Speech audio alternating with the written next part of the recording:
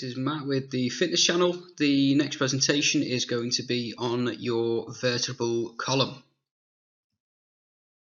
Okay, so pretty brief mind map for this particular topic. We're going to start off discussing the functions of the vertebral column, why we have one in the first place. We're then going to dive into the 5 main sections of the vertebral column, and then these pictures I can now see look like somebody's straining to get onto the toilet, so apologies for that one.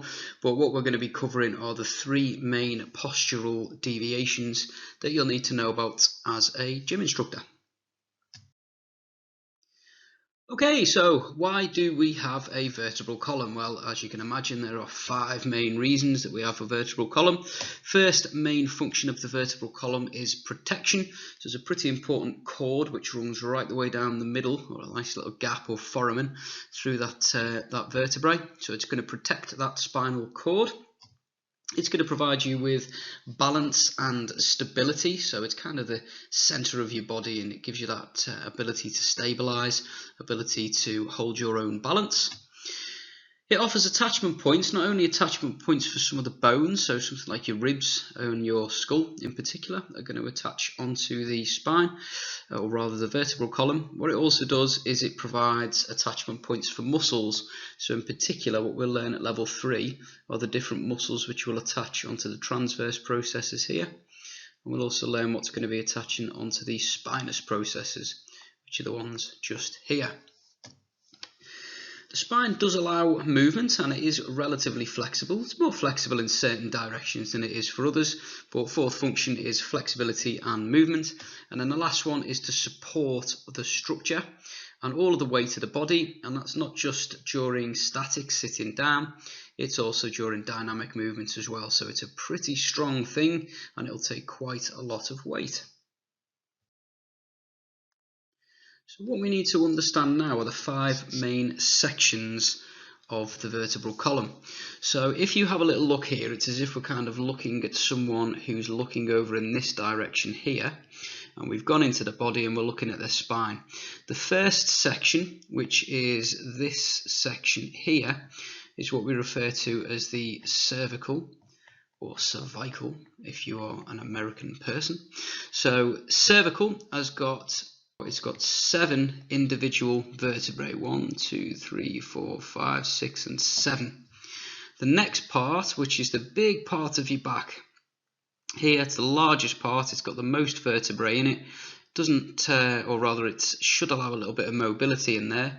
This is called your thoracic, and there are 12 vertebrae in the thoracic section. The bit at the bottom, which is the lower back, easy to remember with a big L, that is your lumbar. What is that? So your lumbar has got 5 sections in it. Now the easy way to remember how many vertebrae are in each section, or the way I use, is that you'll have your breakfast at 7, you'll have your lunch at 12, and then you'll have your evening meal at 5. So 7, 12, 5. At the bottom we've got a little part here which is fused, and that is called the sacrum. And that also has 5 in it, although they're all fused together. And then the last bit, which is this little tailbone at the bottom, is called your coccyx. It's a good one to get in Scrabble, that, by the way. And that one's got 4. So if asked in any exam, you're going to be looking at cervical with 7, thoracic with 12, lumbar with 5, sacrum with 5, and your coccyx with 4. Now these are the deviations, or the postural deviations, that you're going to need to understand. The first deviation is called kyphosis. So look at the big letter K here. So kyphosis is an excessive mid-back curvature, so it's this part here. So what tends to happen is that all of the muscles at the front of the chest here are short and tight, and all of the muscles in the middle of the back here are weakened and lengthened. So a person who's got kyphosis will have that kind of stereotypical hunch back here. Easy way to remember that, as I've drawn out on the mind map, is the big letter K at the top for kyphosis.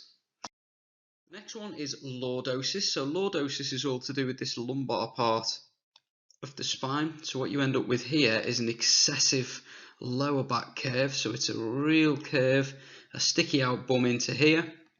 And what's usually happening there is that all of these abdominal muscles here are lengthened and weaker, and some of the lower back extensor muscles are short and tight. Often happens with too much sitting down, sometimes occurs during pregnancy, or too much abdominal adiposity, which is anything which causes, that's a belly by the way, anything which causes a belly to stick out here, such as pregnancy or beer bellies. What that tends to do is shift the central gravity forward, your spine will respond, and it will cause lordosis. Easy way to remember that, big L. So yes, I'm aware now it looks a lot like a seat or a toilet, but there we go, L for lordosis, L in the lower back. The last one that you're going to need to understand, and this is a little bit trickier to deal with as a coach, is called scoliosis. You can actually have a C curve in the spine or an S curve in the spine if you dig into it a bit deeper. But what we're looking at here is this lateral curvature of the spine. So it's kind of a sideways shift here. Sometimes it's genetic, sometimes you're kind of born with scoliosis, sometimes a bad injury can cause scoliosis. Usually with this one, you just need to be prepared to refer that client on to a specialist. Obviously, it's going to be a big letter S to remember scoliosis. So back into our crazy little mind map, what we are looking at is we've just covered really quickly our functions, our 5 functions of the vertebral column. We've figured out what our 5 sections of the vertebral column are and how many vertebrae are in each section. And then we covered those 3 postural deviations of kyphosis, lordosis and scoliosis. Hope that's been useful for you, and I look forward to seeing you on another one.